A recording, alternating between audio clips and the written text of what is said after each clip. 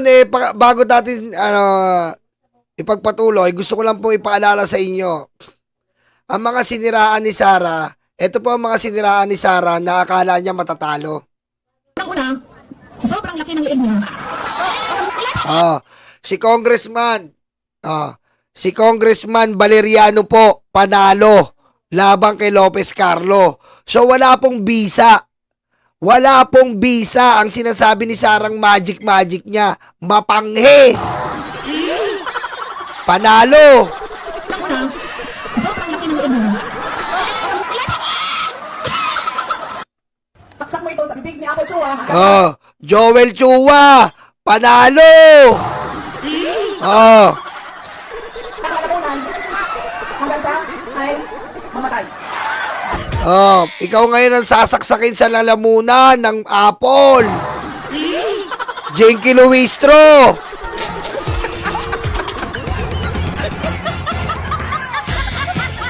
Kauban na mo presidente ang pisot! Pisot! Pisot, ikaw ang pisot. Adik.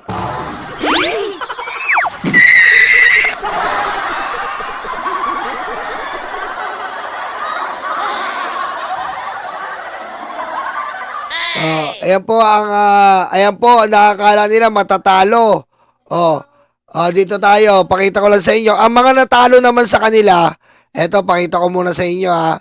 Ang mga talo sa kanila, eto. Tingnan nyo po.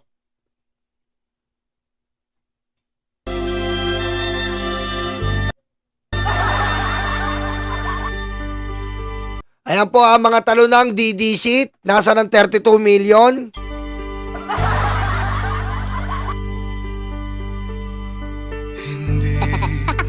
Harry Roque, talo sa party list.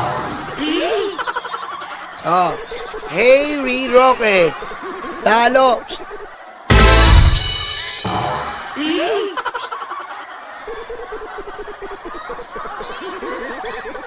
Talo si Harry Roque. Ang kupal na baklang mahilig sa puwet.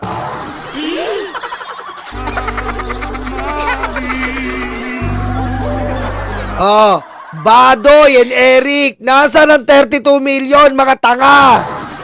Asan? Asan ang 32 million mga tanga?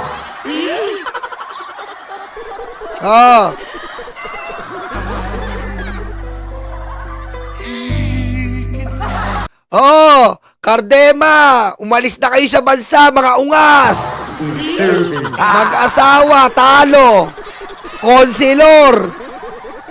Nga. Ngayon, aalis na kayo sa bansa. Alis!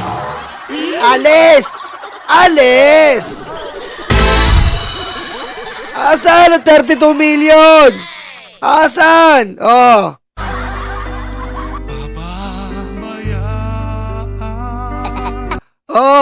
Duterte Uten, talo, iyak nga, alipin, plakda.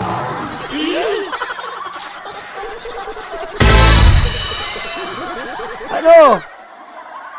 Asan ang 32 million? Hindi ko pa rin makita. Solar sa noo. Solar.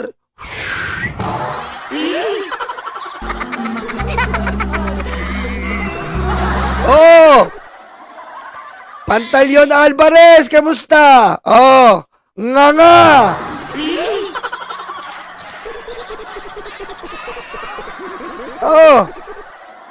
Asan ang 32 million? Nga.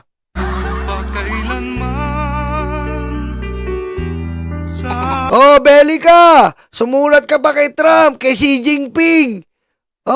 Ba't di ka sumulat sa Diyos? Wala. Sumulat ka pa sa Xi Jinping. Walang nangyari kay Putin. Ano nangyari? Duterte, Utin. Nga.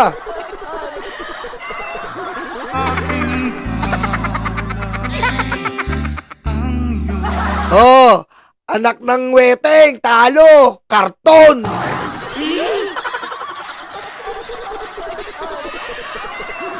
Ano? Kibuloy! Karton!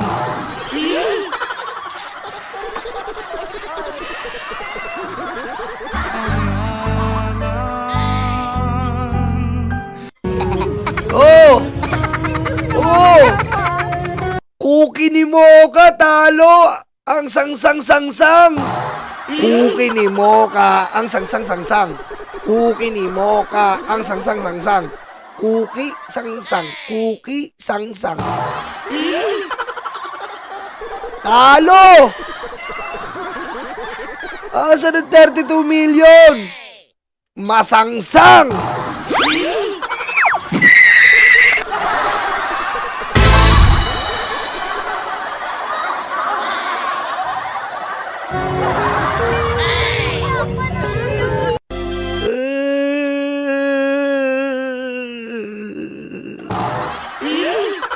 Mga tanga! Mga tatanga-tanga talaga tong DD City. Kung pananalo kayo ni Sarah, dapat panalo talaga kayo. Pero wala, nga. Oh, dito na tayo. Yung biglang pag-angat namin sa ranking, kami ni Senator Bongo, it came with a heavy cost. At ang cost na yon ay ang freedom ni Pangulong Duterte. Ayan po ang sabi ni Bato na tatanga-tanga at luluga-luga.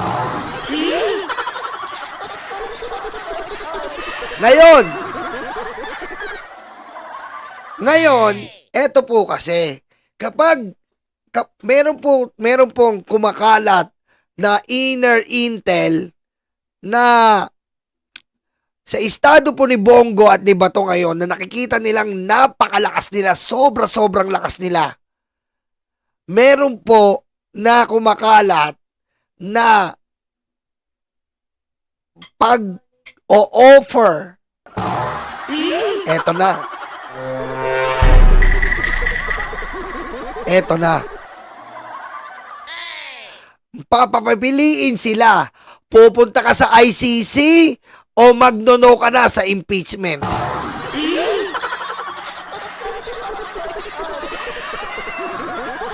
Diba? Kasi meron po dito gaya po ni Bato na nag-aahente na mag-no, mag-yes na i-absuelto si Sarah. Eh meron po ngayon na kumakalat na balita, anong gusto mo? Anong gusto mo, Bato? Pupunta ka ng ICC o napakadaling gawin? Magnono ka sa impeachment. Tama, Green Day. Sasagipin mo ang sarili mo. Ayan po ang tumatalo kay Bato. Sasagipin mo ang sarili mo o sasagipin mo ang ibang tao. What the F?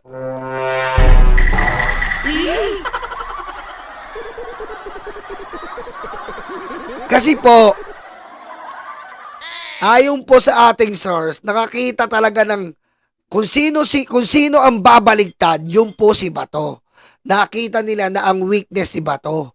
Ngayon si Bato, na mamimili siya ngayon. Ipapadala ka sa ICC o dito ka, pero alam mo na ang gagawin mo.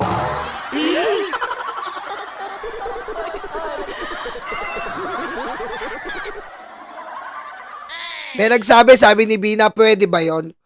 Kasi ganito yan eh.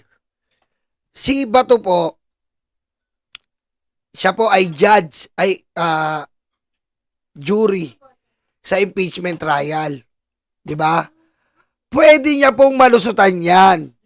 Kapag si Bato po, tandaan nyo, ang ugali ni Bato, hunyango yan.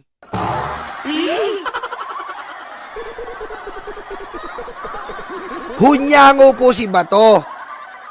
Tandaan nyo po, kay Mig Subiri, bumoto siya kay Cheese.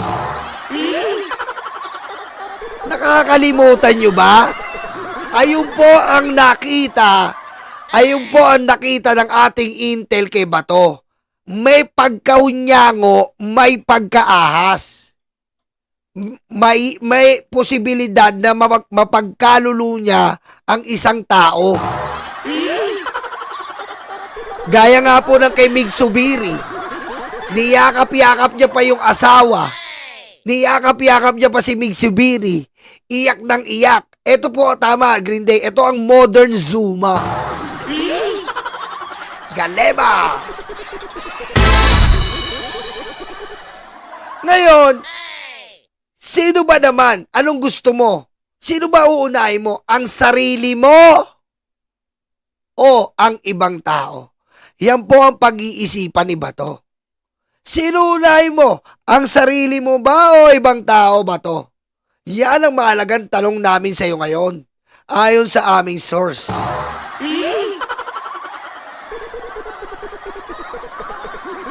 Diba?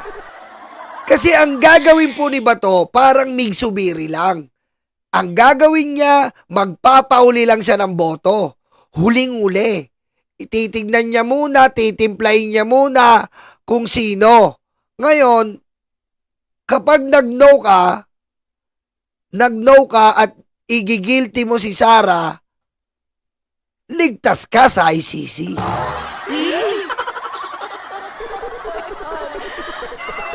Diba? Ligtas ka sa ICC. Hindi ka mabubulok.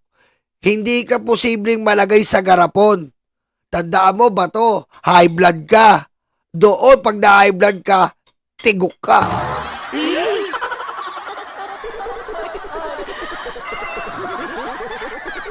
At gano'n na rin po si Bongo. Gano'n na rin po si Bongo. Tandaan nyo yung sinabi ko sa inyo nung isang araw pa. Si Bongo po at Sara Duterte at magkakapatid na mga Duterte, hindi po yang close. Minumura po ni Baste si Bongo. Ayaw po ni Sara Duterte kay Bato at Bongo. Tandaan nyo po yan.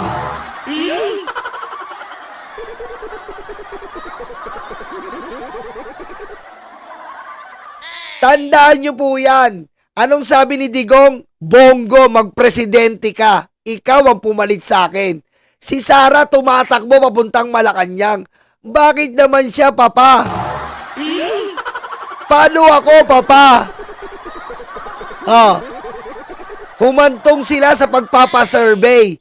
At si BBM nga ang lumalabas na posibilidad na posibilidad na pwedeng maging presidente. Pangalawa, si Bongo pinagmumurayan ni Baste. Natatandaan nyo, nung nakita ni Baste na si Bongo at si BBM ay may picture na nasa Malacanang.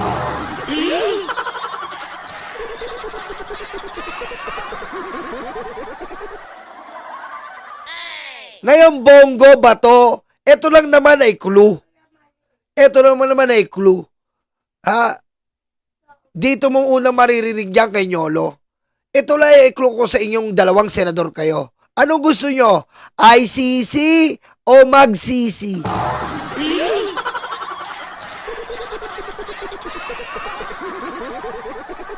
Dalawa lang ang pagpipilian nyo. ICC ka o mag-CC sila?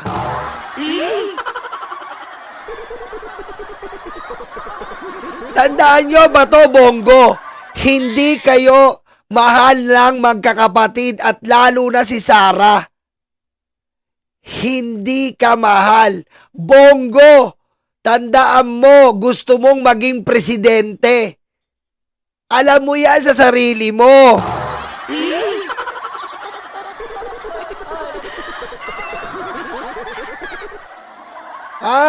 Ano mga DDS? Kaya pa ba? Tandaan nyo, mga DDS, admin na nandito. Administrasyon. Administrasyon.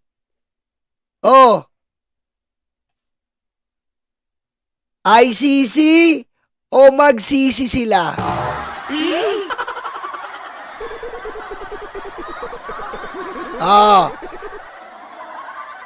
Pinapasabi lang po yan, Mr. Bongo at Bato.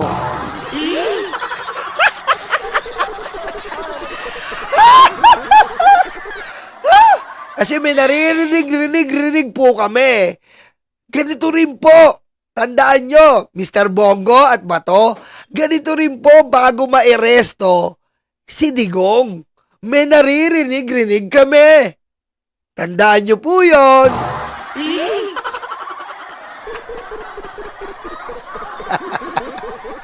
At pagpunta nga ng Hong Kong, nagkatotoo na, wala yung panaginip ni Pakangkang Maharlika. Pakangkang yan. Dito legitimate to, legit.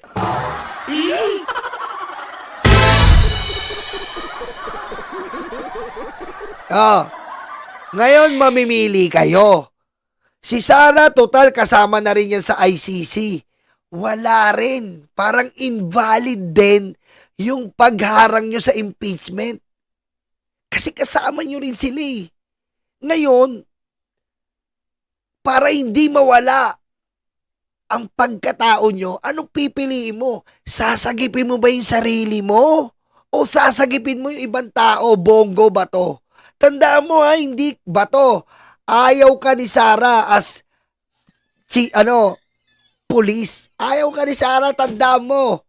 Oh, si Bongo, ayaw din niya ng mga kakapatid ng mga Duterte. Ngayon, sa inyo, nasa inyo ang opsyon ngayon. Dahil kayo ang nanalo. Nalalagay kayo sa peligro ngayon. Ikaw ba to? Ikaw ba to? Mamili ka. Ikaw pa naman ang pinakatakot.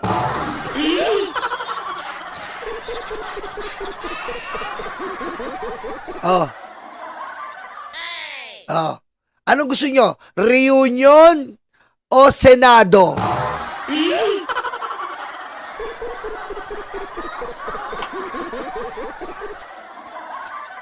Sabi ni Ma'am Susan, di ako sigurado na papipiliin sila. Hindi nyo po kasi alam, hindi po natin kasi, hindi nyo po, kasi po ang tao po, pag naalanganin ka na, tandaan nyo, ang tao pag naalanganin ka na, kapit sa patalim ka na. And eto po, ikaw, nasa estado mo, kauupo mo palang senador, kauupo mo palang, diretso ka ng ICC.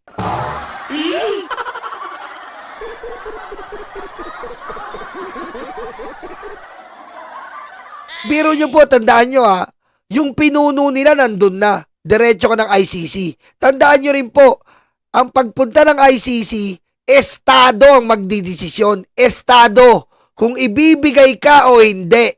Ngayon, sino ngayon na magdidesisyon sa'yo ba to? Administrasyon si BBM. Ano ba ang nais ng administrasyon? Magkaroon ng hustisya ang pera ng taong bayan. Oh. Ngayon, mamimili ka ba to? Sa katotohanan o sa mga tae?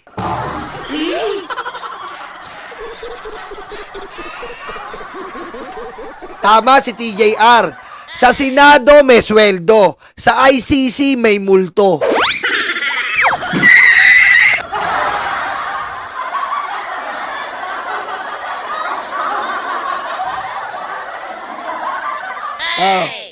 Yan po ang kahinatnan ni Bato at ni Bongo. Yan po ang kahinatnan nila. Ha? Ayoko na lang magsabi kung ano pa ang mga susunod.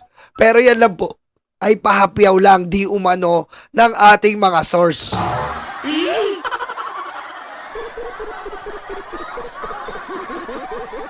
Kasi wala. Tapos na po tayo ngayon.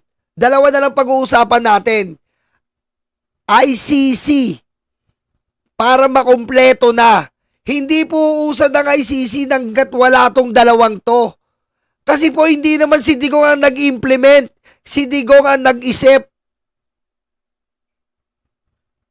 Ngayon, etong dalawang to, ang pinaka-main character na kailangan. Isipin nyo magkano ang ginastos mo, Bato, Bongo. Naglalaro sa humigit kumulang 2 bilyon ang nagastos nyo.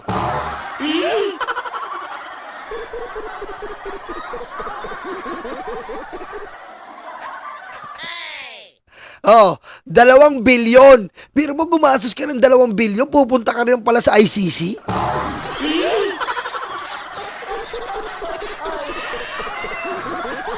Oh.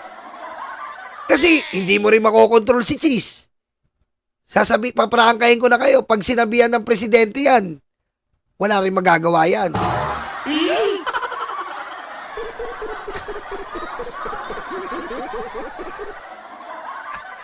Ano? Sarili nyo o ibang tao? Dalawa lang ang pagpipilian.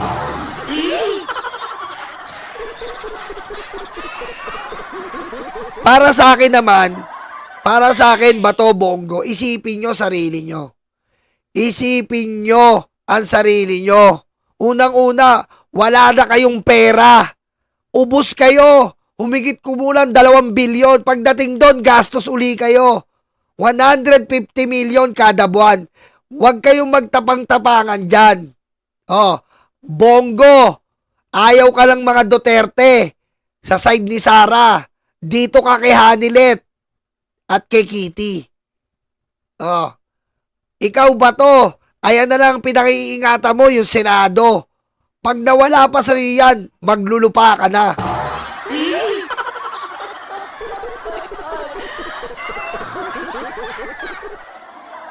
Anong gusto mo?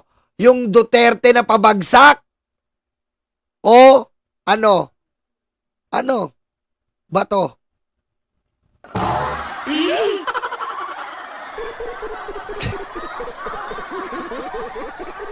Yan muna, unahin natin itong dalawan to. Tandaan mo ha. Tandaan mo.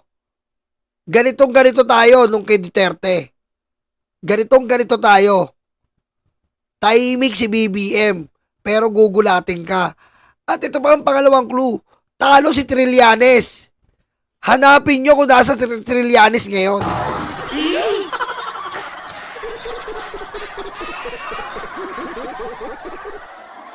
Siyempre, siguro si Trillanes asar na asar sa DDS. Oo, asar na asar talaga siya sa DDS ngayon. At yung asar niya, saan niya pwedeng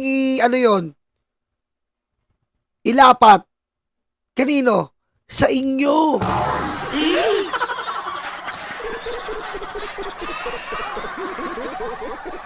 Kanino pwedeng ilapat ni Trillanes yung sobrang pagkapiko niya at pagkaasar niya ngayon sa pagkatalo niya? Sa inyo ba to?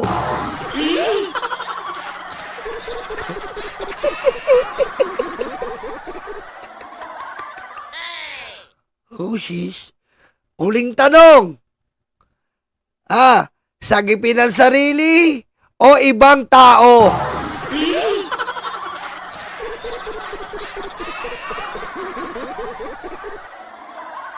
Sagipin ang sarili o ibang tao?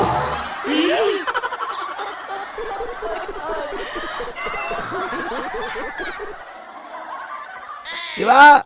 Kasi tama yun si Wisely. Kita mo naman ba to? Panalong-panalo kayo ngayon pero parang alanganin yung mukha di ba? Maraming salamat po sa bumoto. Yan po ay protest vote. Salamat po. Dapat ganun. Woo!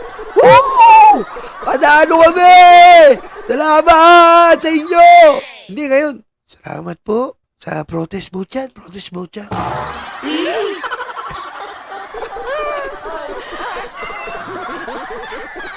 Ang hirap, no?